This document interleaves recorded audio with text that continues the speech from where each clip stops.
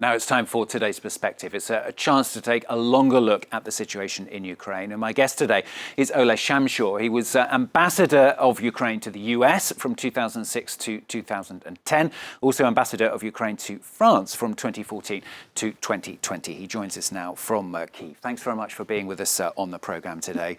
Let's talk about the overnight news first of all. We've had these reports of these new explosions, this column of Russian forces heading towards Kyiv. How fearful are you? Well, I'm staying in Kyiv, so I can be witness to what is happening, although I'm not a military expert. We are not frightened. I'm not frightened, but definitely we are concerned about the situation. So from my perspective, the situation in the city is really under control.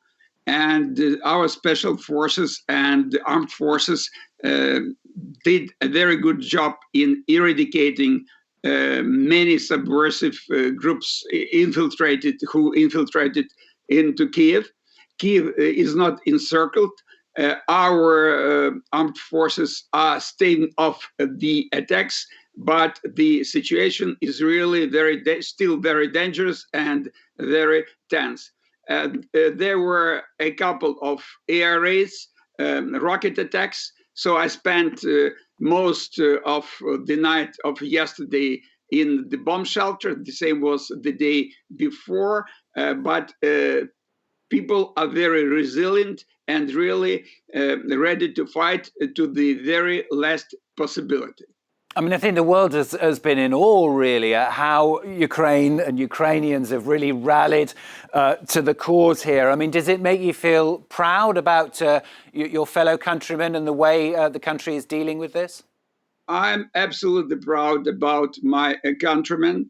And there are two major reasons why Putin's blitzkrieg already has fallen through. That is efficient and fierce fighting of the Ukrainian armed forces and incredible unity in the country, no matter what is ethnic origin, language spoken, or social status.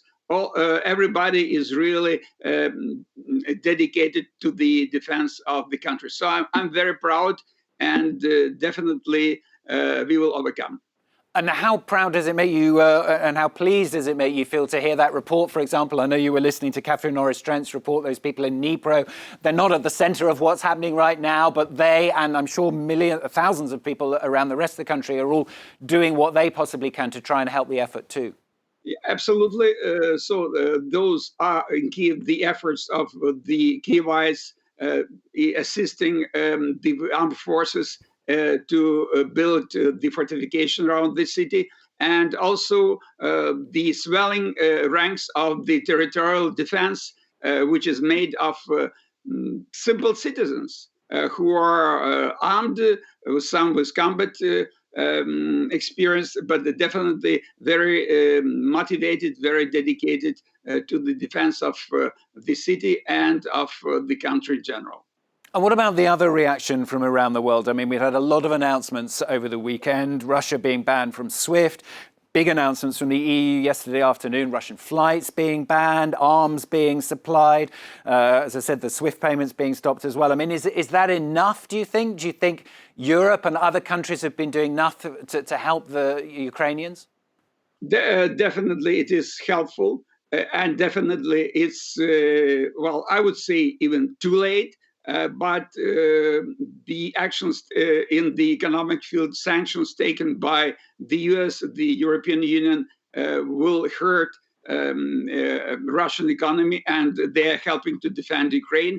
Even more important, or maybe not less important, is the military assistance. But I would like to underline, we have been demanding assistance sanctions for some time. And nobody practically believed us that it might happen, and it was necessary to use sanctions to arm Ukraine. Now, all the West, all democratic countries, they see that Ukraine is defending not only itself, but also stability in Europe and globally against practically Nazi regime in Moscow. So you don't feel let down then, feeling that European countries should be doing more? I mean, there's been no direct, obviously, military action from European countries. Yeah, I can say that we do not feel betrayed. We expected that. Uh, uh, we understand why it is not happening, but it doesn't make us definitely happier. And at least we hope that the decision of creating the no-flight zone would be taken. You're a long-term diplomat yourself. I mean, we've got the possibility, hopefully, of these talks happening later today. Do you hold out any hope for those at all? I would say I have. It's definitely premature to judge, but I have very, very low expectations. Exactly because Putin now talks no other language, but actually it was before. But now it's a pinnacle. He is talking on only using the language of ultimatum. And any ultimatum won't be accepted by the Ukrainian society and by the Ukrainian government. So in this sense, expectations are very low.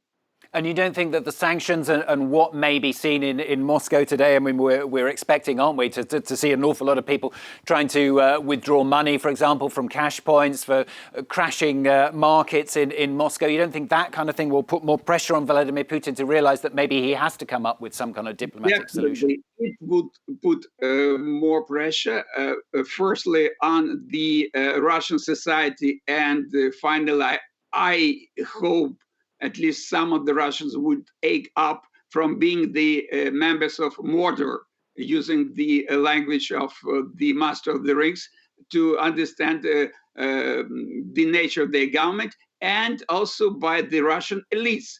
As far as Putin is concerned, I definitely don't have high hopes, exactly because of the nature of this man, who is a sick one, who is ready to put at risk not only Ukrainian independence, but the stability in Europe.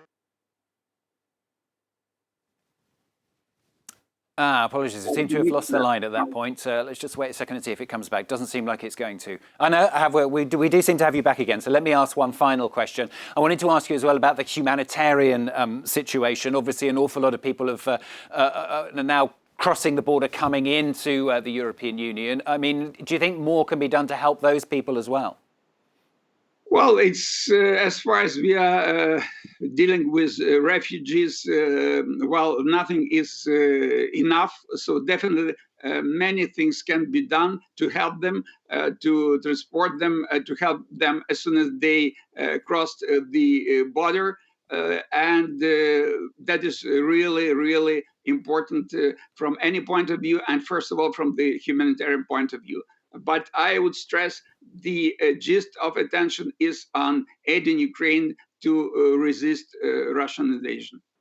Great to talk to you on the program today. Thanks very much for joining us. That's Oleh Shamshur. He was ambassador of Ukraine to the US from 2006 until 2010, also ambassador of Ukraine to France from 2014 to 2020. Thanks very much for joining us on the program today.